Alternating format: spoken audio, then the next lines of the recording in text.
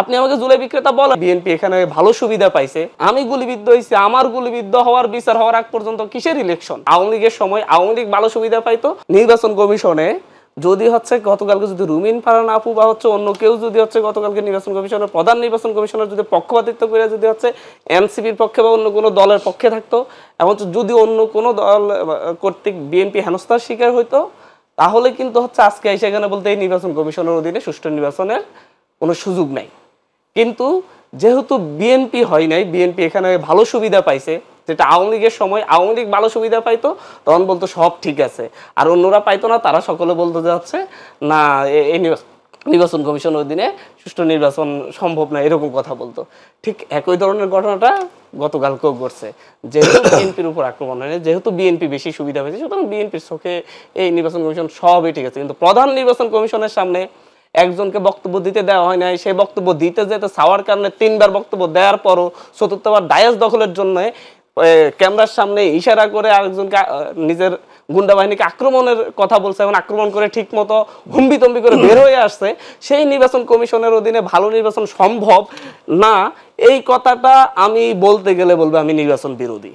আমি বলতে চাচ্ছি, একটা দলের স্থায়ী কমিটির একজন সদস্য তার নিজ জেলায় গেছে, জেলায় যাওয়ার পরে বিমানবন্দর থেকে ওই জেলার ডিসিএসপি গিয়ে তারে গ্রহণ করে আনতেছে, আর আমি যদি বলি ওই প্রশাসনের অধীনে সুষ্ঠু নির্বাচন সম্ভব না, তাহলে এবার ওনারা বলবে যে না সম্ভব। কারণ যদি এখন যদি আমার দলের কাউকে যদি দিত, তাহলে বলতো না সম্ভব না, যদি এই ধরনের প্রটোকল দিত আর কি।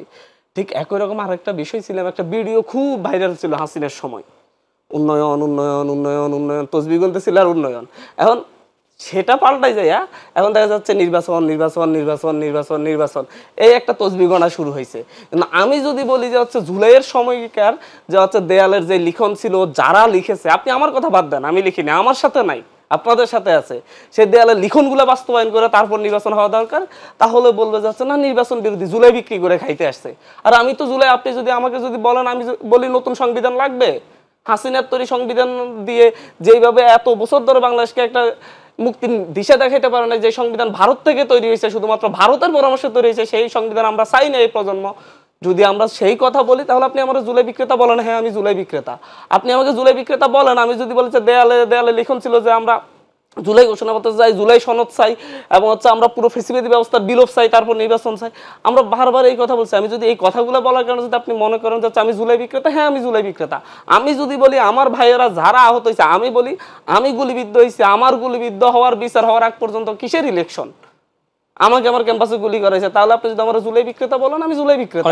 আমাকে আপনি অনেক কথাই বলতে পারেন, আমি বলছি বাংলাদেশে সেই পরিবেশ তৈরি করতে হলে জুলাই সনদকে আপনি যদি জুলাই সনদ যদি আইনি ভিত্তি না দিয়ে আপনি জাস্ট জেন্টলম্যান এগ্রিমেন্টের কথা বলুন, যে 3 জোড়া রূপরেখার মতো। জেন্টলম্যান এগ্রিমেন্ট বলতে কিছু নাই, 90 দেখাই দিয়েছেন, জেন্টলম্যান এগ্রিমেন্টের কোনো মূল্য নাই, বিএনপিও মূল্য রাখে না, আওয়ামী লীগও রাখে না। আমরা বিশ্বাস করি না, আপনি এটাকে জুলাই সনদকে আইনি ভিত্তি দেন, আইনি ভিত্তি দিয়ে সেটার অধীনে ইলেকশন হোক। আমরা ইলেকশন ফেব্রুয়ারিতে কেন, জানুয়ারিতে করবো কেন, আমরা ইয়াতে করবো। বিচারে আপনি শুধু শেখ হাসিনার দিয়েছেন, শেখ হাসিনার বিরুদ্ধে চার্জশিট দাখিল করছেন, আজ পর্যন্ত কেন 100টা আওয়ামী লীগ নেতার বিরুদ্ধে চার্জশিট আসে না? আমি আরেকদিন নিশ্চয়ই এই বিষয়গুলো